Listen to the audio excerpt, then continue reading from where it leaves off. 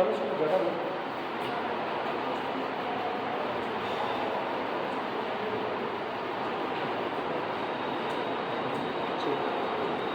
Numerical note करना।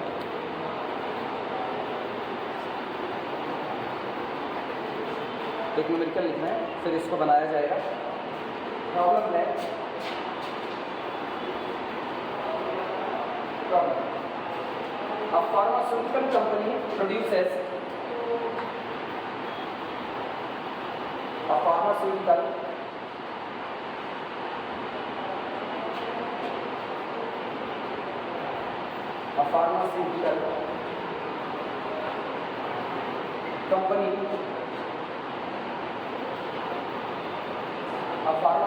company produces two pharmaceutical products, produces two pharmaceutical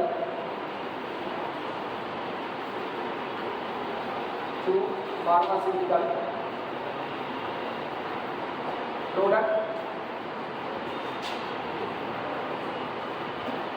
two pharmaceutical products, capital A and capital B, capital A and capital B। एक दवा निर्माता company है, वो दो तरह के प्रोडक्ट बनाती है। पहला प्रोडक्ट कैपिटल ए, दूसरा प्रोडक्ट कैपिटल बी। दो प्रोडक्ट बनाती है। आगे लिखना, production of both product, production of both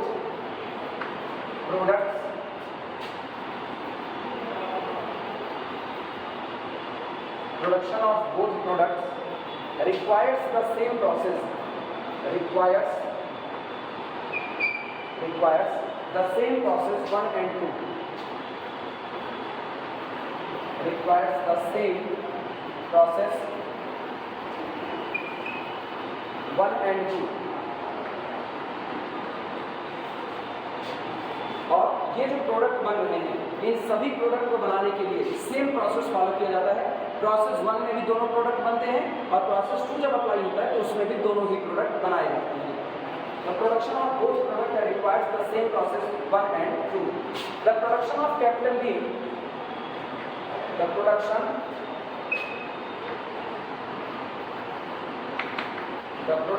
of capital B results also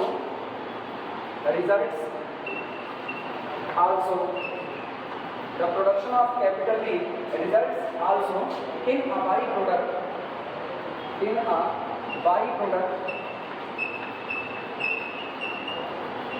a byproduct capital C at no extra cost, at no extra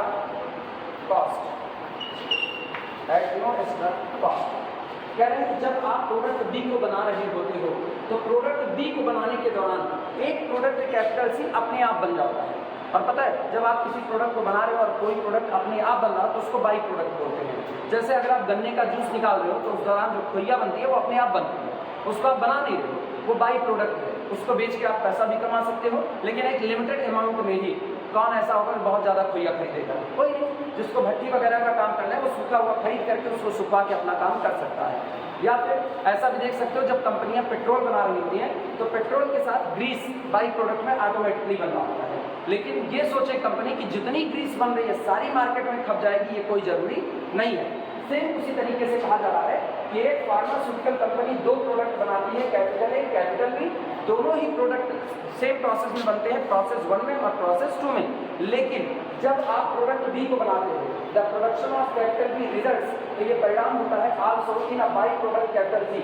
वो एक बाई प्रोडक्ट कैपिटल सी अपने आप ही बनने शुरू हो जाते हैं। और चूंकि वो अपने आप बन रहा है इसलिए उसको बनाने में आप कोई भी एक्स्ट्रा कॉस्ट इन्वॉल्व नहीं करते। तो लिख दिया गया एट नो एक्स्ट्रा कॉस्ट, जिसमें कोई भी लागत नहीं आती। फिर आगे लिखना at no extra cost the product capital A, the product capital A can be sold, the product capital A can be sold। पहला प्रोडक्ट कैपिटल ए बेचा जाता है, कैन बी सोल्ड बेचा जा सकता है एट अ प्रॉफिट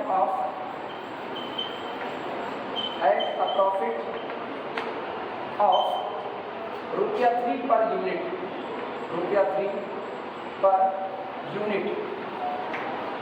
और जो पहला प्रोडक्ट कैपिटल ए बन रहा है उसकी 1 यूनिट 3 रुपए के प्रॉफिट पे बेची जाती है। मतलब आप पहली यूनिट को बेचोगे तो आपको 1 यूनिट पे कितने रुपए का फायदा मिलेगा? 3 रुपए का, एट अ प्रॉफिट ऑफ रुपया 3 per unit. And capital B at a profit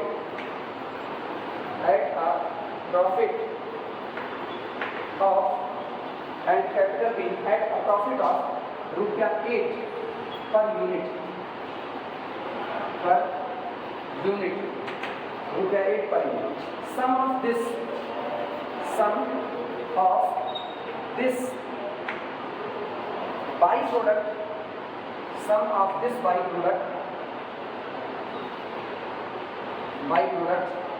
can be sold,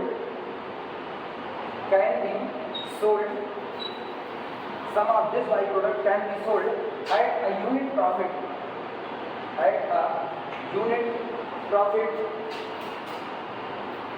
can be sold at a unit profit of रुपया 2। पहला टाइम मैंने कैपिटल ए को कहा कि जब आप कैपिटल ए की 1 यूनिट बेचते हो तो आपको 3 रुपए का फायदा होता है, और जब कैपिटल बी की 1 यूनिट बेची जाती है तो उस पर आपको 8 रुपए का फायदा होता है। जो बाई प्रोडक्ट बन रहा है, चूंकि बाई प्रोडक्ट अपने आप बन रहा है, वो मार्केट की डिमांड नहीं था, लेकिन फिर भी कहा यह जा रहा है कि मार्केट में इसकी थोड़ी बहुत डिमांड होगी और आप इसकी कुछ मात्रा को बाजार में बेच सकते हो, सारा नहीं बेच सकते, लेकिन कुछ मात्रा इसकी बाजार में बेची जा सकती है।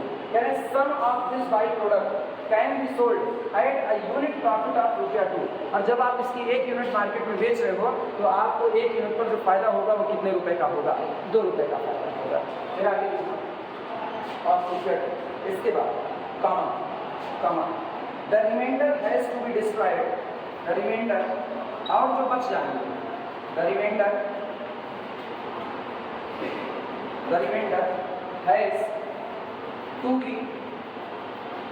has to be described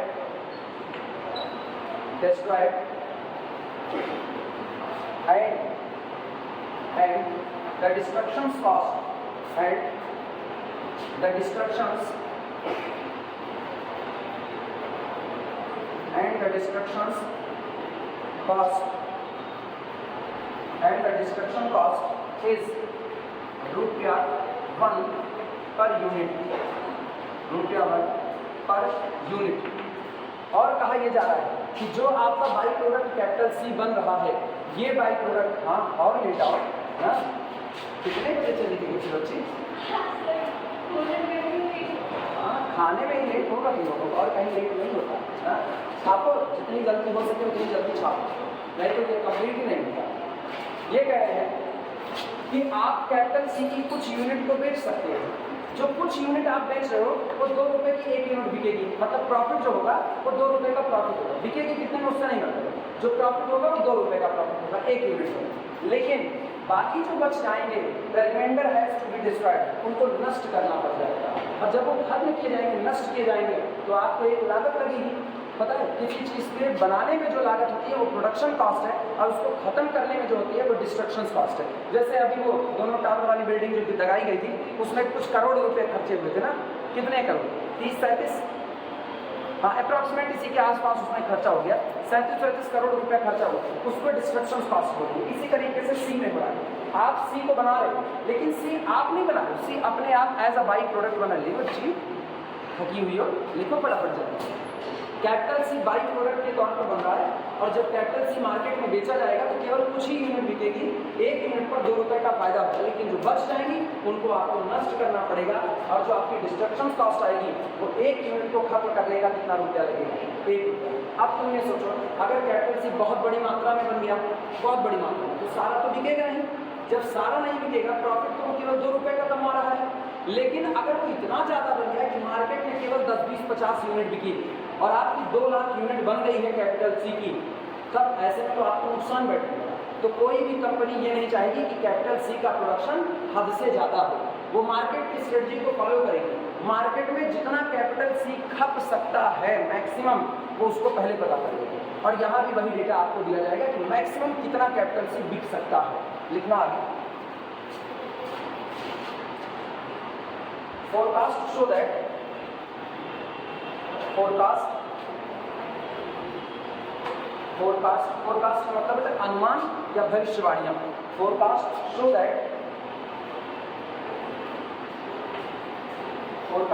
that only up to 5 units of capital C can be sold। capital C can be sold।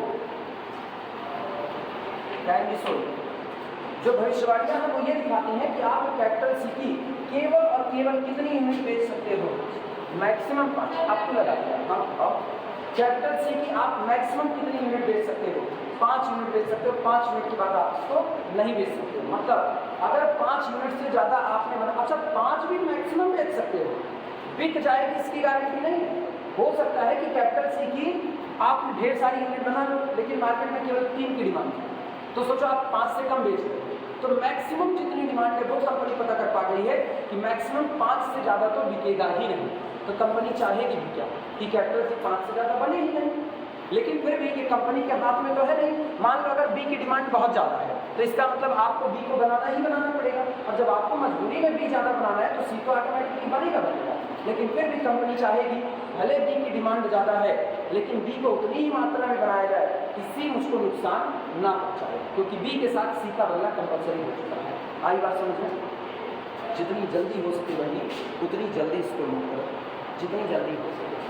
सुनो, तुम पहले बोर्ड नोट करो।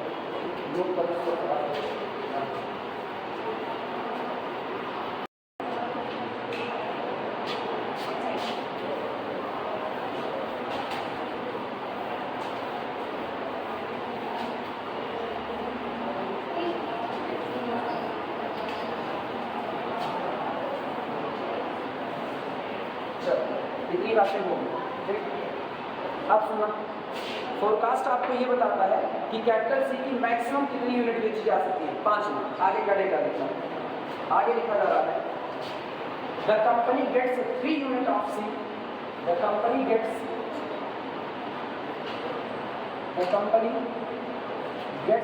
कंपनी प्राप्त करती है gets 3 units of capital C for each unit of capital B, for each unit of capital B produced।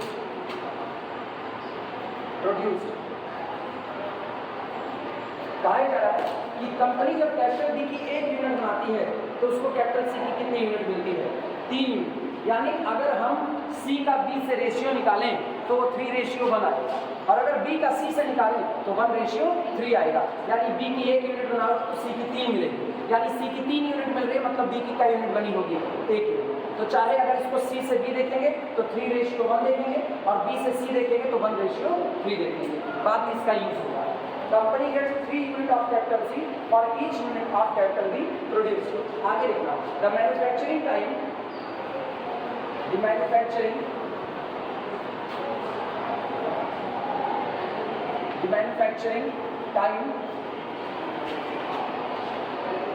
manufacturing times are 3 hours। The manufacturing time are 3 hours per unit of capital A।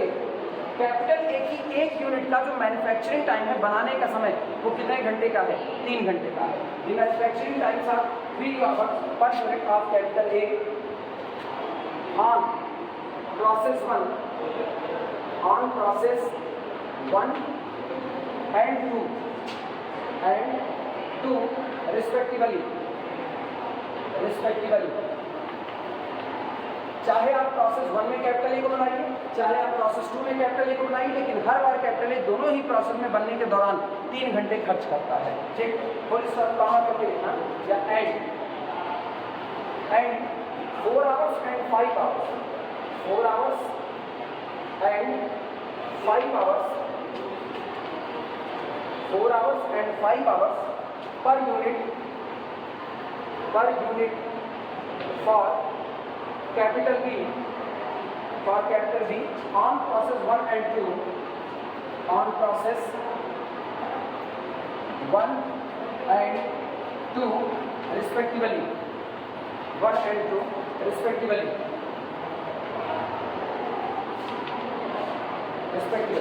लेकिन जब यही capital B की बात करते हैं तो capital B चाहे जब प्रोसेस 1 में बनेगा तो उसका एक यूनिट बनाने का 4 घंटे मैन्युफैक्चरिंग टाइम, और जब प्रोसेस 2 में बनेगा तो 5 आवर्स होगा।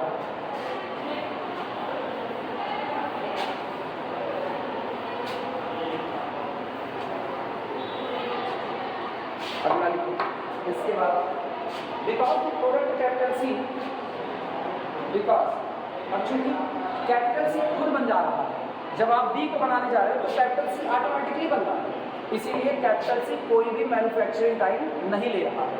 वो भले टाइम ले रहा है लेकिन वो वास्तविकता में टाइम किसका ले रहा है? बी का। जैसे बी बनाओगे सी ऑटोमेटिकली बन जाएगा। तो बी एक यूनिट बनाने गए, सी मेरे को मिल गया, तो क्या सी को बनाने में उसको कोई एक्स्ट्रा टाइम खर्च करना पड़ा? नहीं। तो बी के लिए कोई सी के लिए कोई मैन्युफैक्चरिंग टाइम नहीं होगा, because the product capital C, because the product capital C results from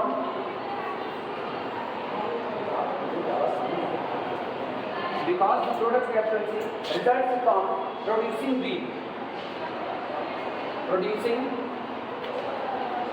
capital B, comma, no time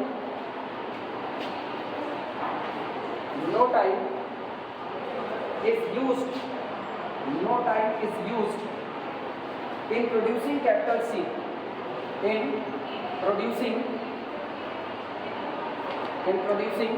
capital C, इसलिए कैपिटल सी को प्रोड्यूस करने में आपका कोई भी टाइम नहीं लगेगा। ठीक, दी अवेलेबल टाइम्स आर, चूंकि अब टाइम खर्च हो रहा है, लेकिन ये बताओ कोई भी प्रोडक्ट हम लोग अनलिमिटेड टाइम तक तो बना नहीं सकते हैं, इसका मतलब उसको बनाने के लिए ले खाली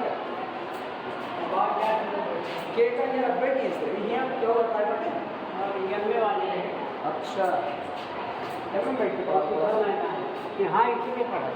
अच्छा नहीं बैठ के पढ़ा नहीं है। हाँ थोड़ी देर बैठी और वैसे तो टीचर स्टैंड है खड़ा होगा।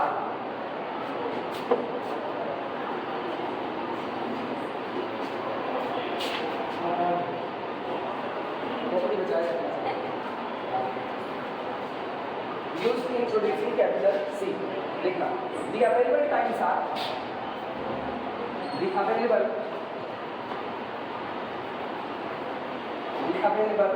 times are 18 and 21 hours. 18 and 21 hours of process 1 and 2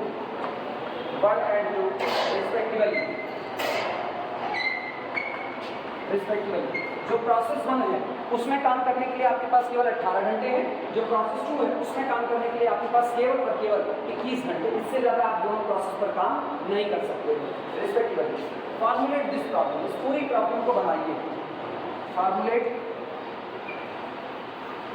this problem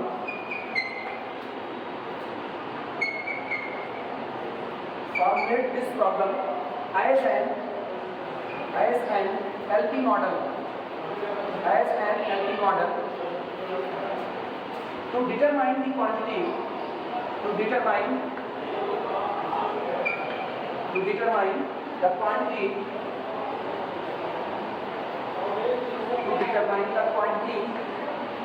of capital A and capital B,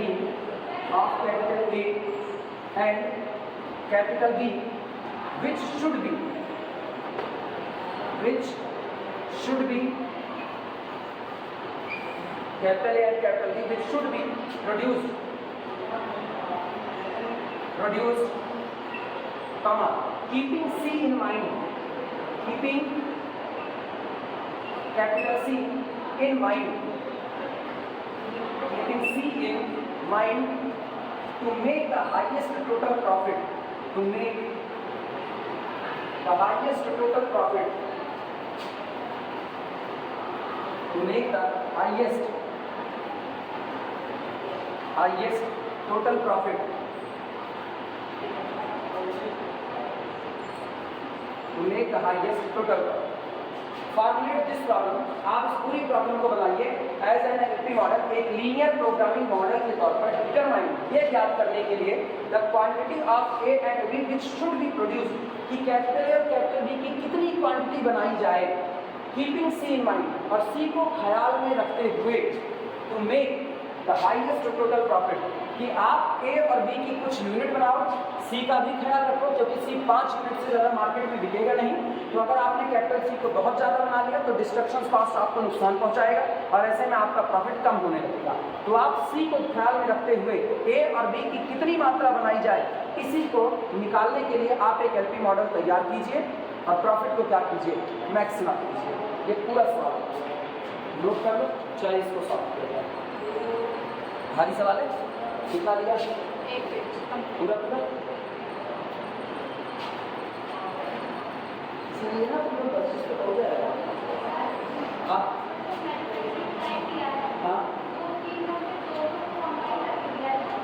किसका अलग कर दिया। हाँ कैपिटल ए जो है, कैपिटल ए जब प्रोसेस 1 में बनता है तब वो 3 घंटे लेता है, जब उसको प्रोसेस 2 में बनाता है तब भी वो 3 घंटे लेता है।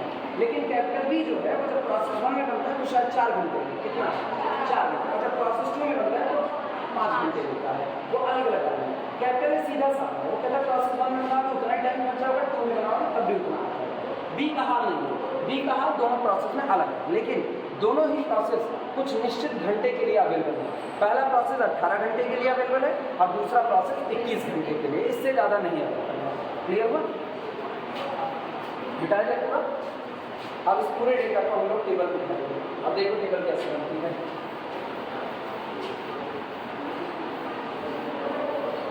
अब अपने पास जो डेटा है वो चेक करते रहेंगे, तुम लोग अपनी कॉपी का डेटा और उसके बाद टेबल बनाते हैं।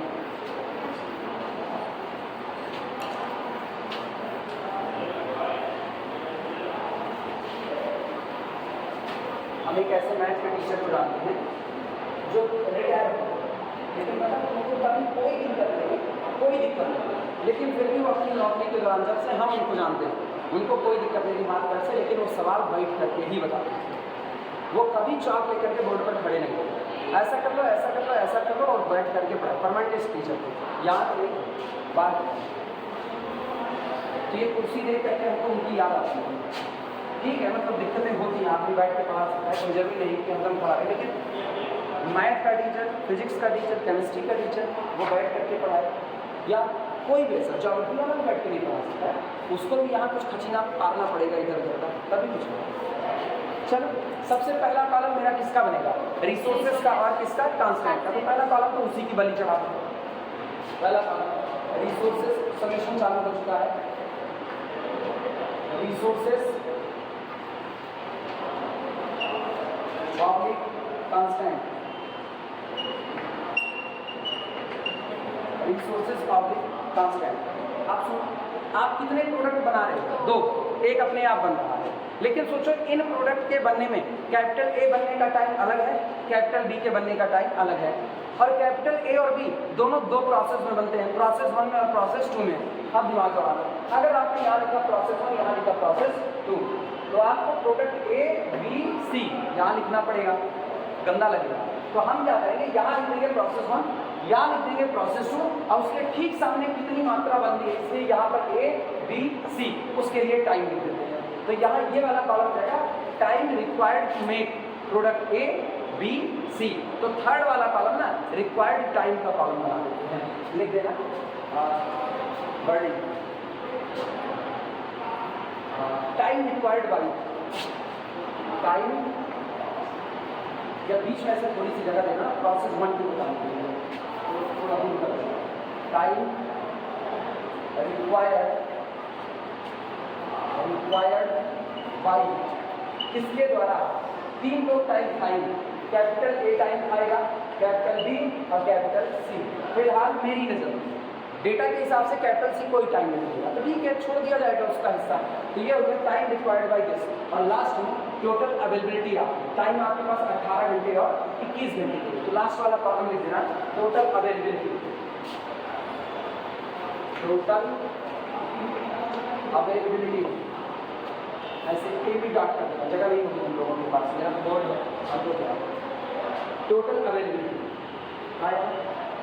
अब डेटा के पास आओ, चलो डेटा पर सबसे पहले जो आपके पास रिसोर्स या कांस्टेंट है, रिसोर्स मेरे पास दो रिसोर्सेज हैं, प्रोसेस 1 और प्रोसेस 2। तो रिसोर्स का मेरी को ले लेते हैं सबसे पहले, प्रोसेस 1, प्रोसेस 1 ये भी मेरा रिसोर्स है भाई। इसी रिसोर्स का इस्तेमाल करके तो हम कैपिटल ए को बना रहे हैं, तो दूसरा हो जाएगा मेरे पास प्रोसेस 2। ये दो मेरे पास रिसोर्स है। अब सुना, चेक करो डेटा में प्रोसेस 1 में कैपिटल ए बनने में कितना टाइम लेता है, 3 घंटे कि 4 घंटे, कितना 3 घंटे। और प्रोसेस 2 में भी कितना लेता है, 3 घंटे। तो इसका मतलब यहाँ पर हो जाएगा 3 आवर्स पर यूनिट प्रोसेस 1 में, और प्रोसेस 2 में भी 3 आवर्स पर यूनिट।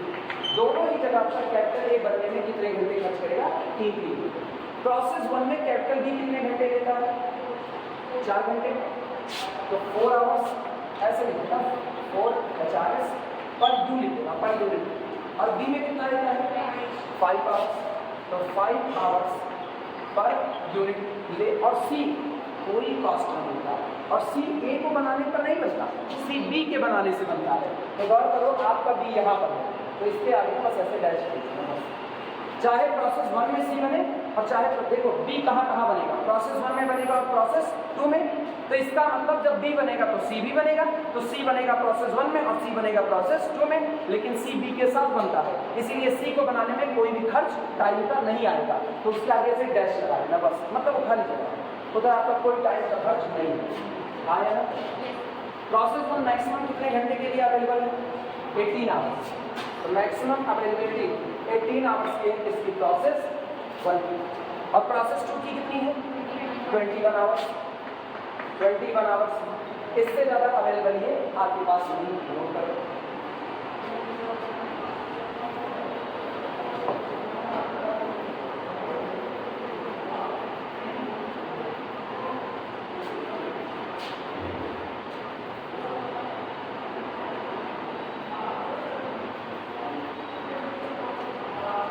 हो जाएगा, हो गया। अब एक चीज़ सी के बनने का रेशियो देखिए, बाई प्रोडक्ट रेशियो।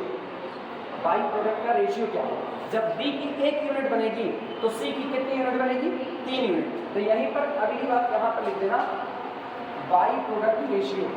कोई पूछे ना, कोई पूछे बाई प्रोडक्ट रेशियो रिसोर्स से है या कांस्टेंट है, जवाब होगा कांस्टेंट। वो मेरी मजबूरी है कि बन रहा है। कांस्टेंट का मतलब क्या, बाधाएं दुश्वारियाँ, तो वो मेरी मजबूरी है कि वो बन रहा है। हम उसको बनाना तो चाहे नहीं थे, वो ऑटोमेटिकली बन रहा है, बनाना तो केवल ए और बी चाहिए। तो by product ratio, by product ratio, by product ratio, A से इसका कोई लेना देना नहीं है। तो ए वाला प्रॉब्लम ना ऐसे डैश में छोड़ देना। और बी की जब 1 यूनिट बनती है तो सी की कितनी बनती है, 3 बनती है। 1 पर कितना, 3।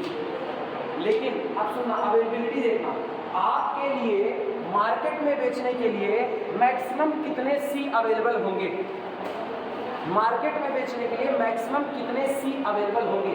सोचो मार्केट की डिमांड है, 5 से ज़्यादा बिकेगा ही नहीं। तो इसका मतलब टोटल अवेलेबिलिटी अगर हम बात करें सी की, तो हम यहाँ पर लिख सकते हैं 5 unit maximum up to sold. जितना आप बेच सकते हो केवल आप 5, या तो 5 से कम बेचोगे और या तो पूरा 5 बेचोगे, तो वो भी तो अवेलेबिलिटी हुई। आपका सी ढेर सारा बन रहा है, लेकिन क्या वो सारा सी आपके काम का आ रहा है, नहीं, केवल कितने काम का है, 5। तो मेरी नज़र में सी प्रॉफिट कमाने के लिए केवल कितना अवेलेबल होगा, 5। इसीलिए हम उसको कहाँ लिख रहे हैं, टोटल अवेलेबिलिटी वाले कॉलम में लिख रहे हैं। कई बार लोग ये पूछते हैं सी के लिए अलग से निकाल जाए ना कि मैक्सिमम अवेलेबिलिटी सी की क्या है, नहीं, जो आपने टोटल अवेलेबिलिटी का कॉलम बनाया है उसी में आप बताइए कोई सामान आपके लिए मैक्सिमम कितना अवेलेबल है। तो मुझको पता चल रहा है मार्केट से कि मार्केट में 5 से ज़्यादा सी बिक ही नहीं सकता। तो मेरे लिए सी भले ढेर सारा बन रहा है लेकिन अवेलेबल नहीं है। मेरे लिए अवेलेबल केवल कितना होगा, केवल 5 होगा। घर में तुम्हारे चाहे जो खाना बन रहा हो, ढेर सारा बन रहा हो, लेकिन तुम्हारे लिए उतना सारा अवेलेबल नहीं होगा।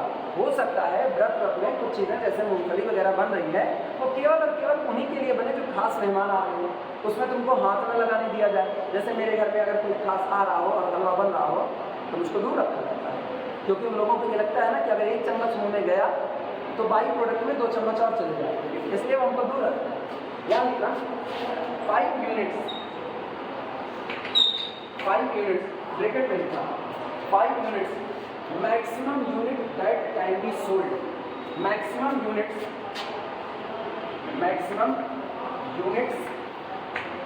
of C that can be sold।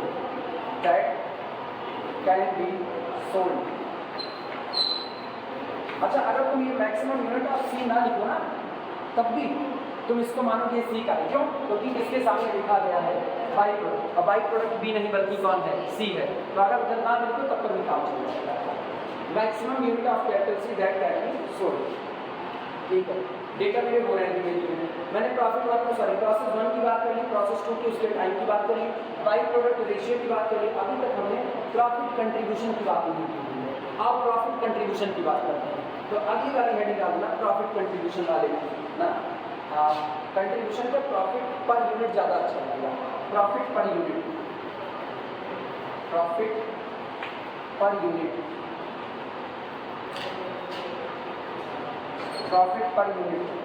बोलो। कैपिटल ए की 1 यूनिट का प्रॉफिट क्या होगा? 3 रुपये। ठीक है, पर यूनिट लिखा है, पर यूनिट बस 3। और बी की कितना? 8। सी की 1 यूनिट कितने रुपए में बेची जा रही है? कितने के फायदे में? 2 रुपये। तो इसका गलत बात है, डिस्ट्रक्शन कॉस्ट उसको नुकसान भी पहुँचाएगा। लेकिन फिलहाल कितना डिस्ट्रक्ट किया जाएगा वो तो नहीं पता ना। अगर मुझको ये पता होता ना सी की कितनी यूनिट नष्ट की जा रही है तो इसका 2 माइनस हम समझेगा, लेकिन वो पता नहीं, वो आपको देखना पड़ेगा।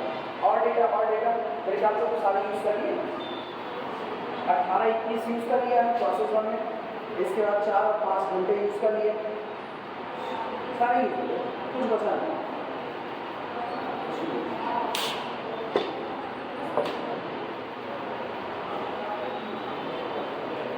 कुछ नहीं बचा, काम मेरा हो गया। आज चलो प्रॉब्लम फॉर्मेशन करते हैं।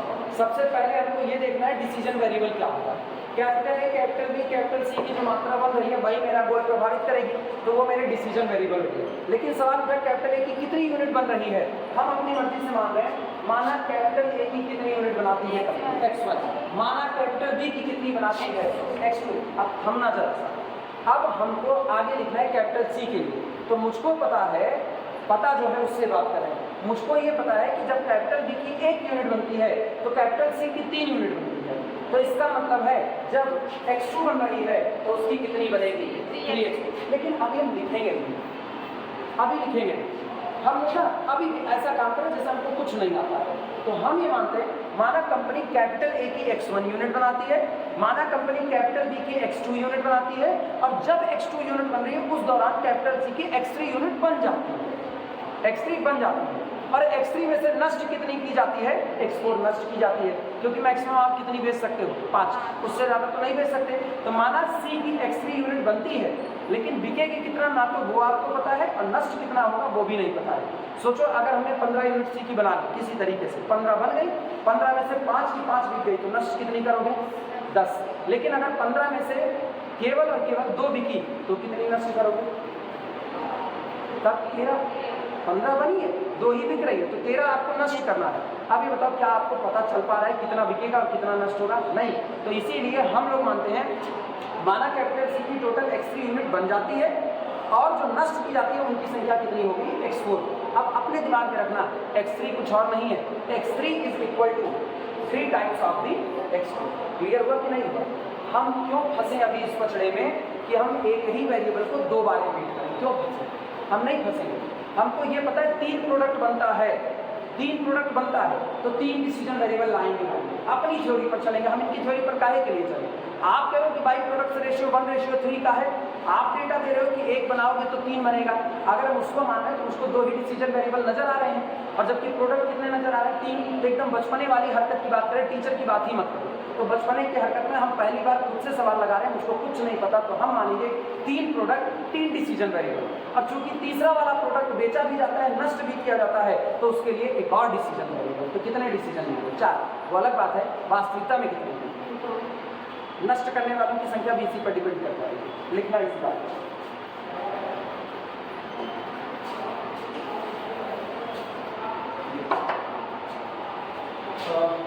Late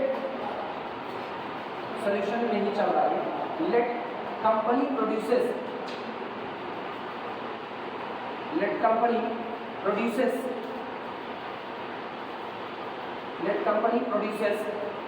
x1 units of capital A, उसी के जस्ट नीचे लिखना x2 units of capital B, ठीक। और उसके बाद during production of B, C कितना बन रहा है वो लिख देते हैं, यहाँ लिखना during production of B,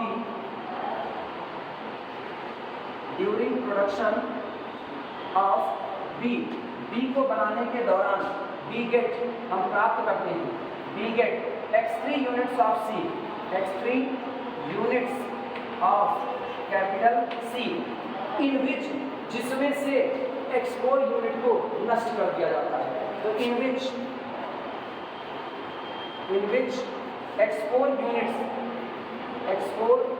units of capital C destroyed, नष्ट कर दी जाती है, डिस्ट्रॉयड। ये 4 वेरिएबल मैंने सामने रखे। दिक्कत होनी नहीं चाहिए, हम सब कुछ वैसे ही आसान भाषा में अलग रखते हैं। आज सारे जोड़ीदार लोग तुम लोगों के गायब हो गए, हाँ, मन नहीं लगना पढ़ने में, ऐसी कोई बात नहीं। तो फिर गायब कहाँ से हो? हाँ? आज किस चीज़ का हमको की हुई थी? तुम पूछी थी मुझसे? मेरे पास ग्रुप में मैसेज की थी। इसके बाद अच्छा, तुमको मैसेज करके तो शायद छुट्टी तो नहीं है। गणेश विसर्जन आज थोड़ी है, कल अनंता है। ये गजब है, मतलब ना गणेश भगवान को विसर्जित करने के चक्कर में पढ़ाई विसर्जित कर। अरे गणेश भगवान की कहते हैं किसी की भी पूजा होती है सबसे पहले उन्हीं की पूजा होती है।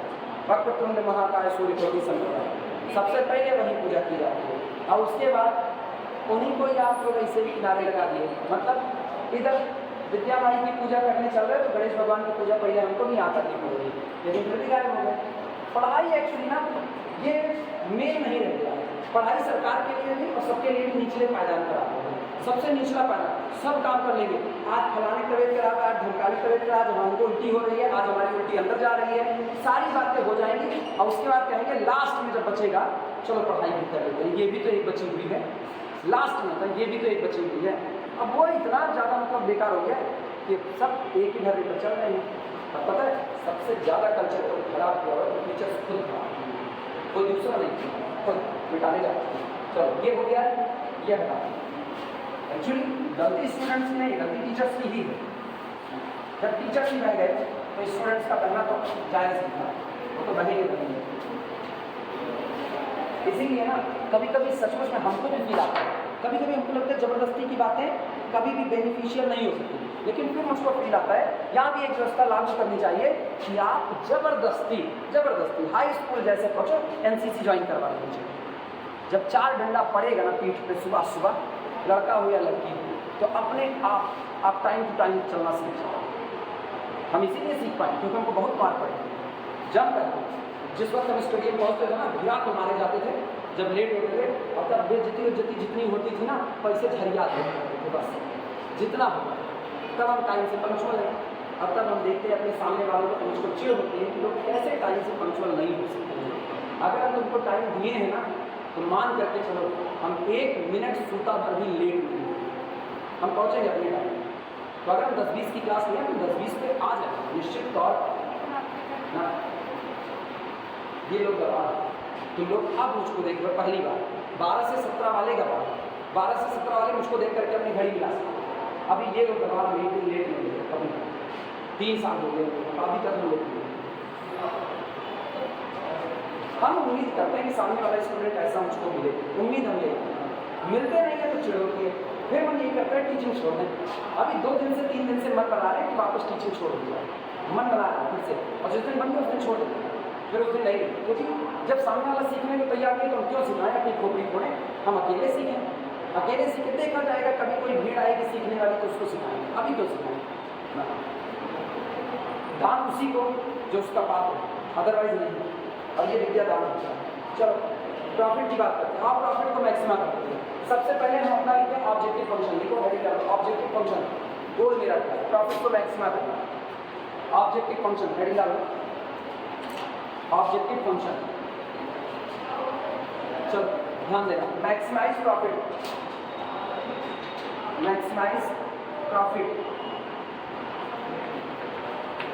Z इज इक्वल, दिमाग लगा, कैपिटल ए की कितनी यूनिट बना रहे हो, x1, ये प्रॉफिट कंट्रीब्यूशन कहाँ गया, ये रहा, 1 यूनिट का फायदा 3 रुपया, तो x1 यूनिट का फायदा 3x1, इसके बाद b की 1 यूनिट का फायदा 8 रुपया, तो x2 यूनिट का फायदा 8x2, ठीक है। अच्छा सुनो, c की जितनी यूनिट बना रहे हो, जितनी बना रहे हो, अगर सब बिक जाए तो कितने रुपए का फायदा, बना कितना रहे हो x3, और सब बिक जाए तो 2x3 का फायदा, तो चलो हम कह देते हैं एक बार कि मैंने सारी बेच दी, मुझको सब फायदा हो गया, लेकिन सब तो नहीं बेच पाओगे ना, x4 नष्ट करनी पड़ेगी, जो बचा वही फायदा है, तो x4 को नष्ट करोगे तो 1 यूनिट का डिस्ट्रक्शन कॉस्ट कितना, 1 रुपया, तो x4 यूनिट का 1 × x4 रुपया, यानी कि वो आप यहाँ पर क्या कर रहे हो, -x4।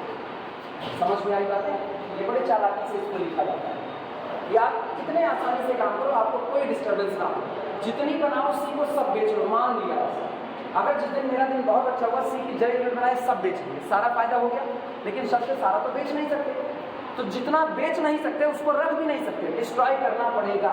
अब जितना डिस्ट्रॉय करना पड़ेगा अगर वो मुझको पता है, जितना बेचा जाएगा वो भी मुझको पता है, समझ पाए कि नहीं। मान लो 15 यूनिट बनाए, 3 बिक गई, तो नष्ट कितना करना है, 12 नष्ट कितना करना होगा, 12। तो हम कहते हैं माना जितना बनाया सब बेच दिया, 12 यूनिट बनाए हैं, 1 यूनिट का फायदा 2 रुपया है, सॉरी 15 यूनिट बनाए हैं, 1 यूनिट का फायदा 2 रुपया, हम 15 बेच दिए, 15 दूनी क्या रुपये का फायदा कमाए, 30 रुपया, लेकिन हकीकत में हमने केवल 3 यूनिट बेचा, कितना 3 यूनिट, तो इसका मतलब का यूनिट नष्ट किया 12, और 12 नष्ट किया तो माइनस कितना कर दो, 12 रुपये डिस्ट्रीब्यूशन कॉस्ट आई है, 12 घटा तो कितना बचा, 12 8 20 10 30 कितना रुपये हुआ, और गौर करो आप बेच के यूनिट रहे, सही जा रहा है, सही जा रहा है, वापस सुनो फिर से, हम ये कह रहे हैं कि मान लो जितना बनाया सारा बेच दिया, सारा बेचा तो मेरा टोटल प्रॉफिट कितना हो गया, पर यूनिट 2 रुपये का फायदा था, तो आपको टोटल प्रॉफिट मिल गया। तो 2 के हिसाब से अगर हमने चलो 10 यूनिट बनाते हैं, 10 यूनिट और 10 का 10 बेच देते हैं तो मुझको मिलता है 10 दूनी 20 रुपये का प्रॉफिट, ठीक है। और 20 रुपये का प्रॉफिट है, लेकिन वास्तविकता में मार्केट में 5 ही यूनिट बिक सकती है और नहीं बिक सकती है, तो बाकी जब नहीं बिक सकती तो उसको डिस्ट्रॉय करना पड़ेगा। 5 यूनिट को डिस्ट्रॉय करने का कै रुपये का खर्च आएगा, 5 रुपये का, तो इसमें से 5 क्या हो जाएगा माइनस, बचा कितना 15, ये 15 रुपये आपका प्रॉफिट होगा। कुछ गलत नहीं लग रहा है मुझको, तो ऐसा गलत है। जब मैक्सिमम 5 बेच सकते हैं तो उस हिसाब से मेरा केवल 10 रुपये का प्रॉफिट आएगा ना, ये गलत है, तो इसकी माइनस एक्सपोन नहीं पहुँची,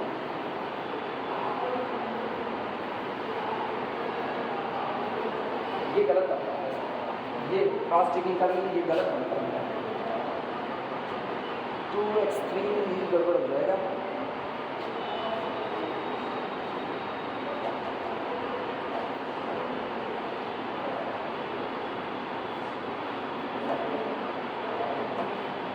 एक काम करो, वो बताओ सी का क्या लिखे, x3 वेरिएबल के लिए क्या लिखे, कंपनी प्रोड्यूसेस x3 लिखे हैं, डेटा बोलो, डिसीजन वेरिएबल में क्या लिखवाया गया है, एक तो लिखवाएंगे company produces x1 unit of capital, company produces x2 unit of capital B. फिर क्या ये लिखे company during the production of capital B company produces x3 unit of C, B get x3 unit of capital C. सुनो इसको ना B get x3 unit ना करो, B sold x3 unit करो। हम x3 यूनिट बेचते हैं, बी सोल्ड x3 यूनिट करो उसको, ठीक है। हम मान के चल रहे हैं हमने केवल और केवल कितनी यूनिट बेची, x3 यूनिट बेची हुई है बस, और नहीं बेचा है। B sold x3 unit of capital C, और नष्ट कितनी किए हैं एक्सपोर्ट। तो अब गौर करना, आप बेच कितना रहे हो x3, आप नष्ट कितना कर रहे हो एक्सपोर्ट। अगर आप बेच x3 रहे हो तो इसका फायदा कितना हुआ 2x3, और जितना नष्ट कर रहे हो आपके प्रॉफिट को कम ही तो कर रहा है, तो माइनस कितना हो गया एक्सपोर्ट। अब ये सही हो गया, क्लियर हुआ। B sold x3 unit of capital C and B destroyed export unit of capital C. दिक्कत लगे तो बताओ, वापस शुरुआत करें इसकी। आ गया, चलो इसके बाद ये मेरा बन चुका है। अब इसके बाद सब्जेक्ट टू कांस्टेंट की बात है। Subject to constant, subject to constant सबसे पहला होगा मैन्युफैक्चरिंग कांस्टेंट, जो आप बना रहे हो उसके समय की बात है। मैन्युफैक्चरिंग कांस्टेंट ये आपका ऑब्जेक्टिव फंक्शन। अब तो दिक्कत नहीं है, अब तो ये बात समझ में आई। अब वो एक गलती हो गई थी, हम उसमें x3 टोटल बनाने का मान लिए थे, वो गड़बड़ी, वो दिक्कत हो जाता है। सब्जेक्ट टू कांस्टेंट हेडिंग डालना मैन्युफैक्चरिंग कांस्टेंट, पहली हेडिंग मैन्युफैक्चरिंग कांस्टेंट पढ़ गया। अब चलो देखना मैन्युफैक्चरिंग का डेटा क्या है। मैन्युफैक्चरिंग जब कैपिटल ए प्रोसेस 1 में बनता है, दिमाग दौड़ाना, जब कैपिटल ए प्रोसेस 1 में बनता है तो बनाने का 3 घंटा प्रोसेस 1 में, और प्रोसेस 2 में भी बनाने का कितना 3 घंटा। लेकिन एक बार में प्रोसेस 1 में ए और बी दो लोग बनते हैं, तो जब आप कैपिटल ए और कैपिटल बी को प्रोसेस 1 में बना रहे हैं तो सोचो आप कैपिटल ए की कितनी यूनिट बना रहे हो, कैपिटल ए की कितनी यूनिट बन रही है x1। एक यूनिट का खर्च कितने का 3 घंटे का, x1 का x1। लेकिन उसी प्रोसेस 1 में आप बी भी तो बना रहे हो, सामने देखो जस्ट, और बी की आप कितनी यूनिट बना रहे हो x2 टोटल, लेकिन एक यूनिट का 4 घंटे का खर्च, तो इसका 4x2 दोनों जोड़ दो। टोटल पहले प्रोसेस का मैन्युफैक्चरिंग टाइम आ रहा है कि नहीं, लेकिन अवेलेबिलिटी कितनी है 18, इससे ज़्यादा काम नहीं कर सकते, तो less than or equal to 80, यही लिख देना फॉर प्रोसेस 1, फॉर प्रोसेस 1। ये प्रोसेस 1 का क्लियर हुआ, नोट कर। मैन्युफैक्चरिंग कांस्टेंट में लिखना पहला ये फॉर प्रोसेस 1 के कैपिटल ए की आप x1 यूनिट बना रहे हो, एक यूनिट में आपको 3 घंटे का खर्च आता है, तो x1 यूनिट में 3x1 घंटे का खर्च आएगा। कैपिटल बी की एक यूनिट में प्रोसेस 1 में 4 घंटे का खर्च आता है, तो टोटल x2 यूनिट में 4x2, लेकिन मैन्युफैक्चरिंग टाइम प्रोसेस 1 का 18 घंटे से ज़्यादा नहीं है, तो less than or equal to कितना 20। अब प्रोसेस 2 पर आ जाओ, प्रोसेस 2 में देखना इसका 3x1 और प्लस कितना हो गया 5x2 and this quantity less than or equal to 21। ये किसके लिए है प्रोसेस 2 के लिए, ये लिखो दिस इज फॉर प्रोसेस 2। ये तो अगर नहीं का वो भी तो बताना, ये सब बहुत मुश्किल काम नहीं है।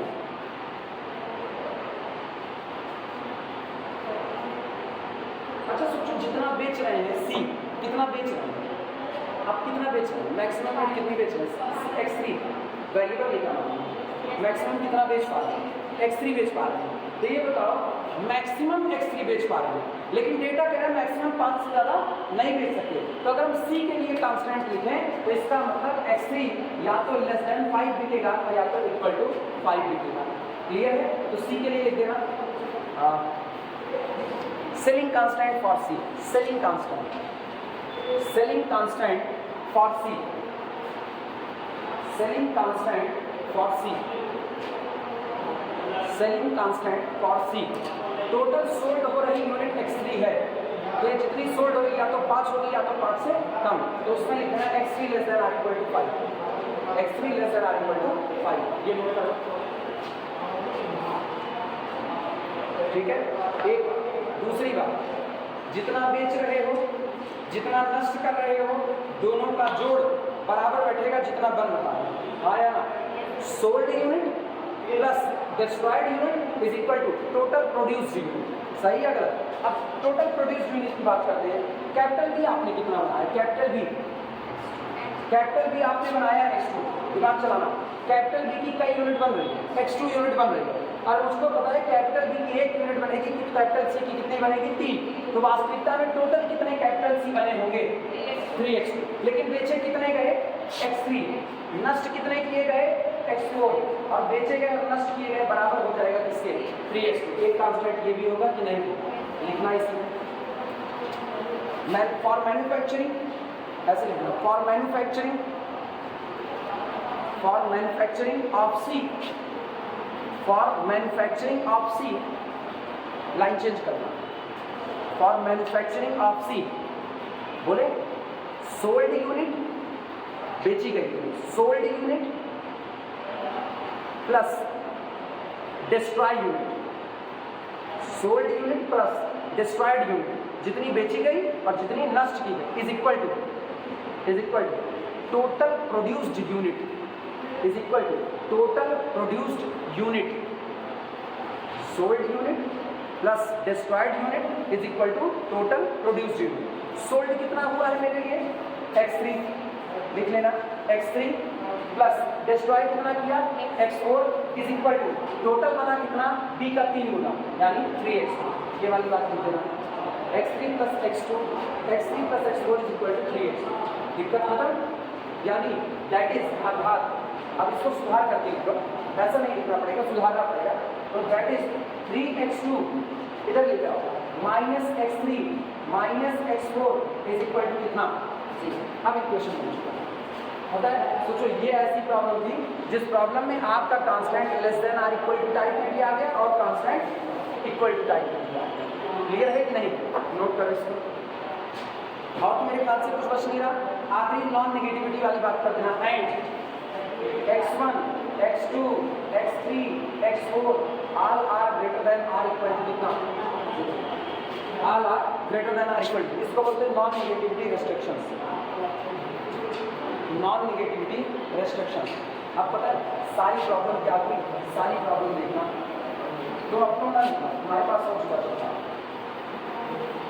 मेरे को कुल प्रॉब्लम मिल चुकी है, maximize z is equal to 3x1 plus 8x2 plus 2x3 minus x4 subject to constant 3x1 plus 4x2 less than or equal to 18, 3x1 plus 5x2 less than or equal to 21, ये हुआ। इसके बाद और कौन से आए थे, हाँ ये बात x3 less than or equal to 5 और लास्ट में आएगा x3 minus x3 minus x4 is equal to 0 और सबसे आखिरी non negativity restrictions x1 x2 x3 और x4 all are greater than or. बस इतनी ही प्रॉब्लम है, बस जितना बड़ा डेटा दिया गया उस पूरे डेटा से केवल इतनी ही प्रॉब्लम बनेगी और अगले चैप्टर में मुझको यही प्रॉब्लम सॉल्व करनी है। हाँ अच्छा इसको हाँ रुके आइए, समझ में आया, न्यूमेरिकल समझ में आया, थोड़ा सा कॉम्प्लिकेटेड है लेकिन इतना भी नहीं है कि रॉकेट साइंस है, थोड़ा सा ना। वो x3 वाला है जहाँ पर आप x3 बना रहे हो ना, वहाँ अगर आप थोड़ा सा भी मिस कर दिए तो वो गलती होने लगेगी, वो तो चेक कर लिए पकड़ में आ गया, अदरवाइज हम तो सोच रहे थे कि अरे हाँ बस हो गया मेरा काम, लेकिन क्रॉस चेकिंग में वो बात सामने आई। यही होता है, वो धीमे धीमे सीखोगे, एक्सपीरियंस बड़ी चीज़ होती है, मतलब हम नहीं, एक्सपीरियंस बड़ी चीज़ होती है, धीमे धीमे आएगा।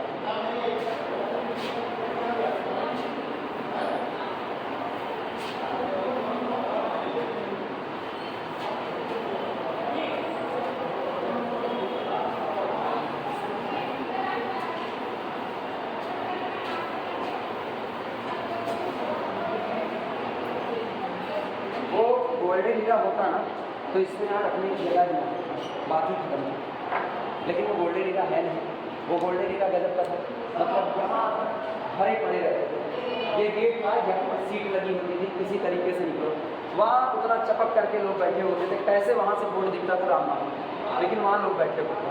यहाँ इसके ऊपर ये स्टैंड हटाओ, ये सब कुछ रिकॉर्डिंग नहीं हो सकती थी, यहाँ पर पैर रख करके लोग बैठे थे। और ये पूरा कमरा ठसा भरा रहता है। तो आज का दिन यही है। आज देख लो दिन क्या चल रहा है। हाँ,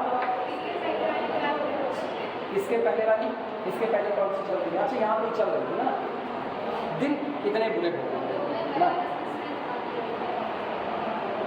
यही एक चीज़ की गड़बड़ी होती है कभी है। क्या ही कहा है, चल कोई बात नहीं। ये हो गया, इसके बाद की बात करते हैं। एक न्यूमेरिकल और नोट करो। अब धीमे धीमे इस चैप्टर को समेट रहे हैं ना, धीमे धीमे। ये आखिरी वाला न्यूमेरिकल लिखो, इसके बाद हम लोग अगला चैप्टर पढ़ेंगे ग्राफिकल। ठीक है, वहाँ से मान के चलो, वहाँ से इतने बड़े डेटा लिखने नहीं पड़ेंगे। ग्राफिकल में छोट भर का लिखो, उसके बाद फिर सॉल्व करो, तब आसान हो जाएगा। प्रॉब्लम है, a company sells two different products. A company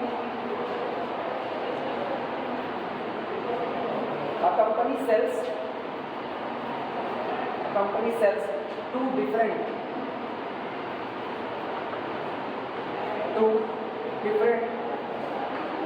products.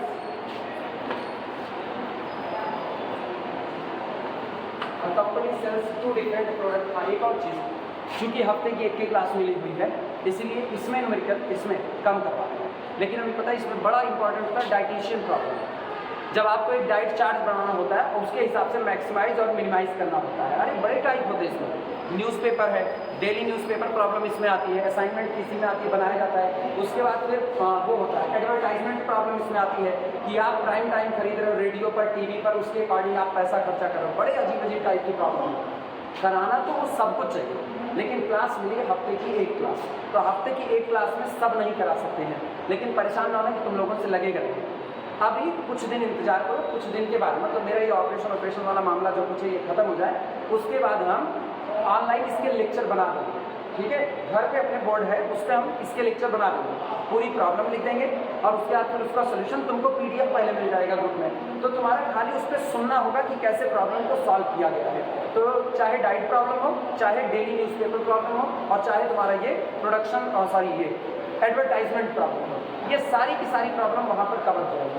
तो तकरीबन अभी हम 10 से 15 न्यूमेरिकल के वीडियो बाद में बना करके अपलोड कर देंगे।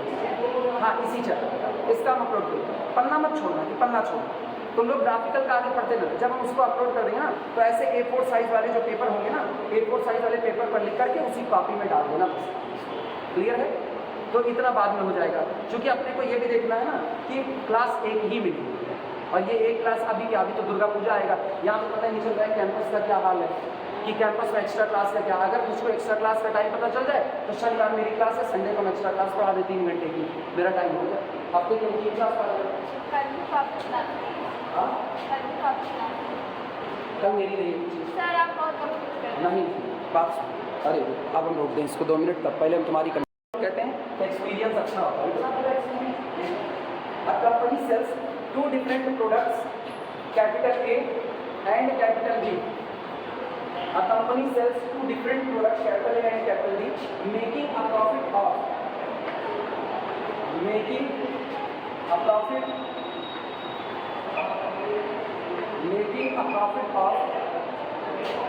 ₹40। तो कल मेरी क्लास है, कल मेरी क्लास शुक्ला सर, इसीलिए उनकी आज होगी। हाँ, कुछ कह क्या? Making a profit of ₹40 and ₹30 per unit on them, कहते हैं कि कंपनी 2 टाइप का प्रोडक्ट बेचती है, कैपिटल ए कैपिटल बी। जब कंपनी कैपिटल ए का 1 यूनिट बेचती है तो ₹40 का प्रॉफिट कमाती है, बी का 1 यूनिट बेचती है तो ₹30 का प्रॉफिट कमाती है। They are produced in a common production, they are produced in a common production process,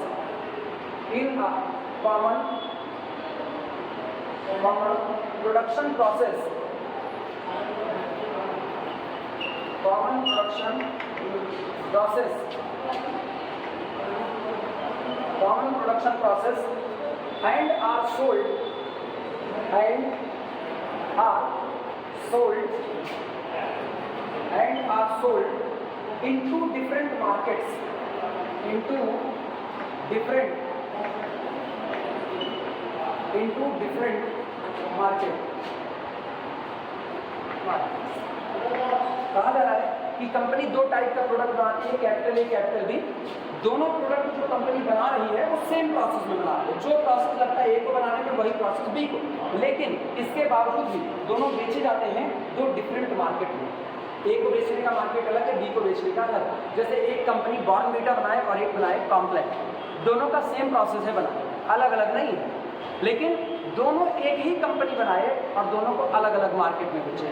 example के तौर पे पेप्सी सिर्फ पेप्सी नहीं बनाती है, पेप्सी भी बनाती है और शायद माउंटेन ड्यू भी पेप्सी का है शायद, और वो नहीं है तो वो दूसरा हरा वाला कौन सा आता है स्प्राइट, वो पेप्सी का है, वो पेप्सिको कंपनी का है। अब सोचो वो पेप्सी बनाई स्प्राइट बनाई, दो डिफरेंट प्रोसेस बनाई, दोनों सेम प्रोसेस को बनाएगी, एक ही प्रोसेस है लेकिन दोनों का मार्केट अलग होगा। कई लोग पेप्सी पसंद करते हैं और कई लोग स्प्राइट से क्या बुझाए यार, वो वाली बात। तो दोनों लोगों का अलग अलग मार्केट, अब दोनों को बनाएगा सेम प्रोसेस में लेकिन बेचेगा अलग मार्केट में, यही कहानी है। आगे लिखना, in the two different market the production process has a total capacity, the production process has a total capacity, the production process has a total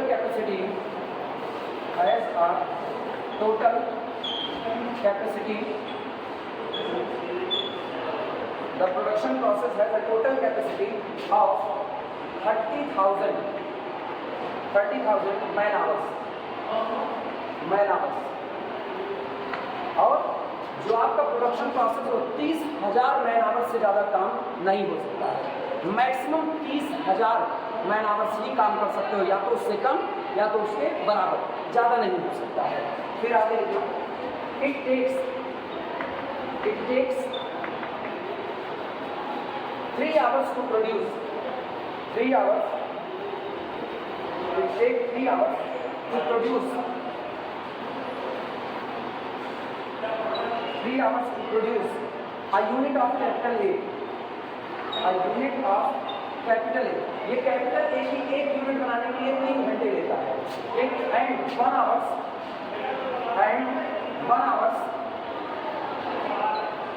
1 hour to produce, 1 hour to produce a unit of capital B, a unit of capital B, full stop करके लिखना। The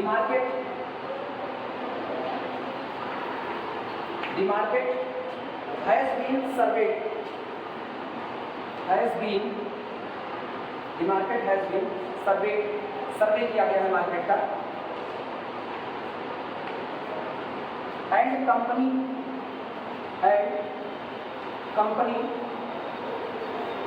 officials feel that, and company officials और company के अधिकारी जो हैं, सबसे पहले market का सर्वे किया है कि प्रोडक्ट की डिमांड क्या क्या है, तो कंपनी के जो अधिकारी हैं वो सर्वे में इस बात को महसूस करते हैं। एंड कंपनी ऑफिशियल्स, कंपनी के अधिकारी, company officials feel that the maximum number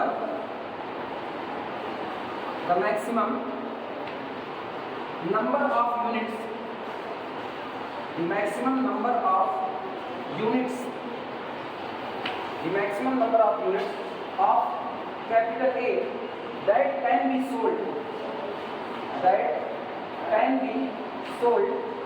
और ऑफिशियल्स इस बात को महसूस करता है कि कैपिटल ए की जो मैक्सिमम यूनिट बेची जा सकती है, इससे ज़्यादा नहीं बेची जा सकती, इतना ही बेची जा सकती है। That can be sold is 8,000 unit. आप मार्केट में कैपिटल ए की 8,000 यूनिट से ज़्यादा बेच ही नहीं सकते, या तो 8,000 पूरा बिकेगा या तो इससे कम बिकेगा, ठीक, 8,000 unit. And that of capital B is 12,000 units, और कैपिटल बी की 12,000 यूनिट बिक सकती है मैक्सिमम यूनिट्स, फुल स्टॉप। बस आखिरी लाइन लिखो, प्रॉब्लम खत्म। आखिरी लाइन लिखो, ये पहले पूरा लिखो तब पूरा। ये टाइम देखें, ऐसा ना फिजिक्स वाले फिर आता है 7 मिनट लिखना बोला जाए। सब्जेक्ट टू दीज लिमिटेशंस, ये 2 लाइन छोड़ करके लिख लो, फिर इसको लिख लेना ना। काफ़ी बचा है क्या? हो गया है? लिखना सब्जेक्ट टू दीज लिमिटेशंस, इन लिमिटेशंस को महसूस करते हुए, सब्जेक्ट टू दीज लिमिटेशंस या इन लिमिटेशंस का ख्याल रखते हुए, subject to these limitations product can be sold, product can be sold in any combination, product can be sold in any combination.